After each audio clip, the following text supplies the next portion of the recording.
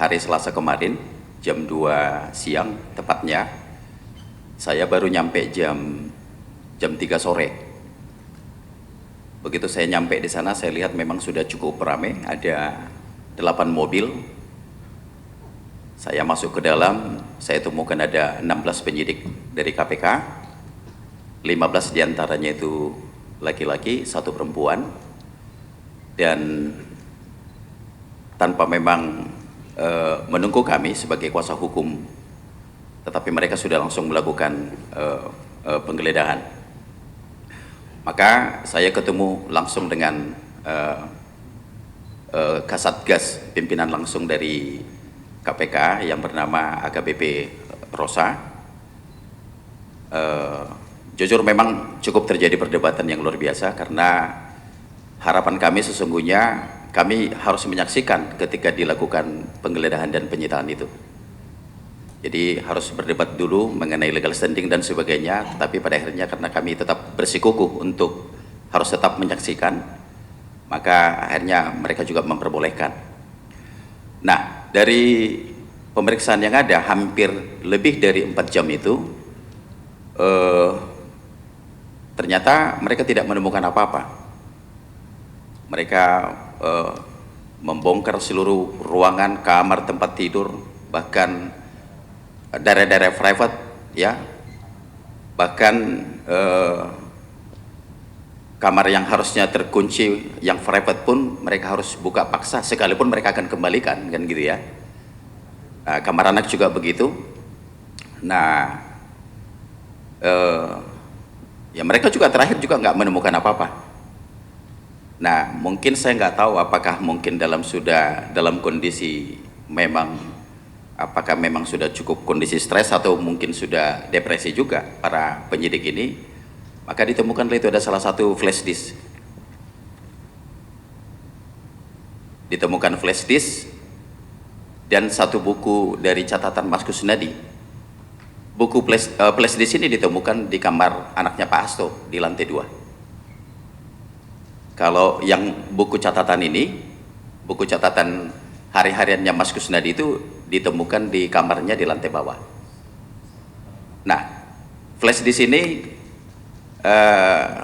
ternyata setelah kita konfirmasi ke anaknya Pak Hasto, ternyata itu juga bukan miliknya juga.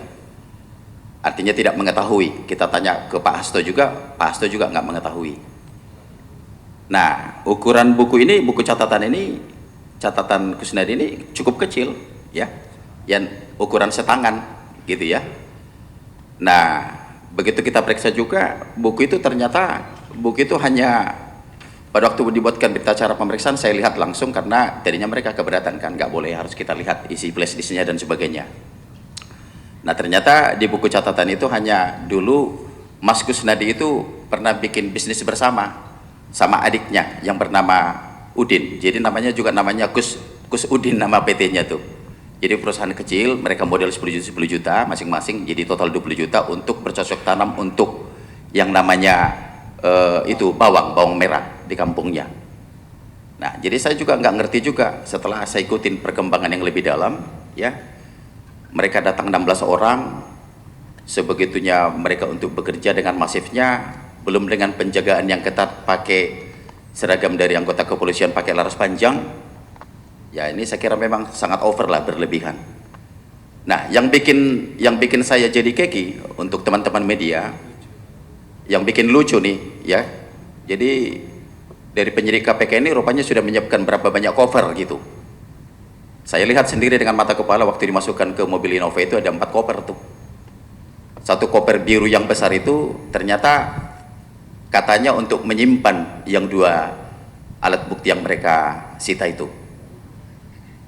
Nah, jadi saya juga cukup bingung kenapa kok harus menggunakan cara terkesan seolah-olah dibawa sebegitu banyak berkas dari rumahnya Pak Hasto.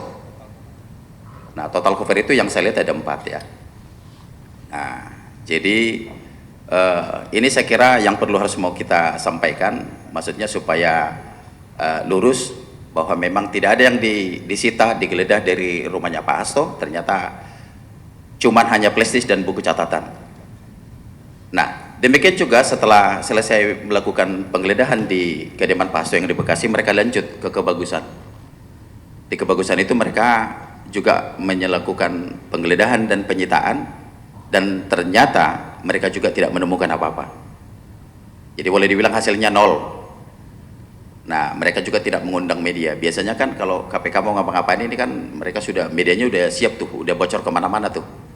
Jadi di sana juga mereka tidak menemukan apa-apa. Maka saya patut diduga ini bahwa memang apakah memang ini hanya untuk menjalankan perintah saja, seolah-olah memang sudah dikerjakan penggeledahan ini, yang seharusnya dengan profesional ini harusnya berimbang kan gitu ya.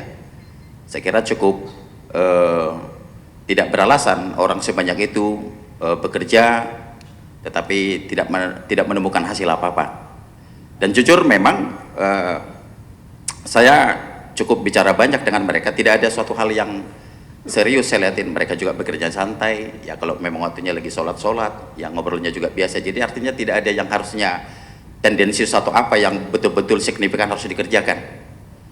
Nah, jadi itu untuk teman-teman media yang perlu saya luruskan terkait soal penggeledahan di dua tempat itu. Artinya penyidik KPK tidak menemukan apa-apa, artinya tidak menemukan barang terkaitan terhadap perkara Harun Masiku yang sedang mereka keluarkan hari ini. Demikian dari saya, Pak Ketua. Hanya ada beberapa hal yang ingin disampaikan. Pertama-tama, tadi Sudarjo secara tidak langsung mengatakan berlebihan.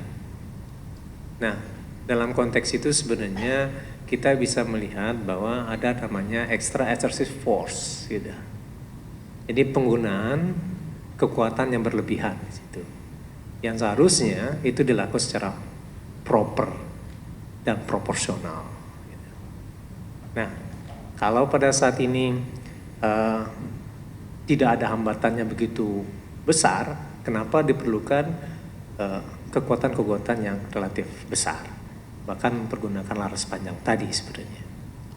Itu satu soal. Dan kemudian yang kedua, ini terkait dengan pada awal-awal kami mengatakan bahwa ada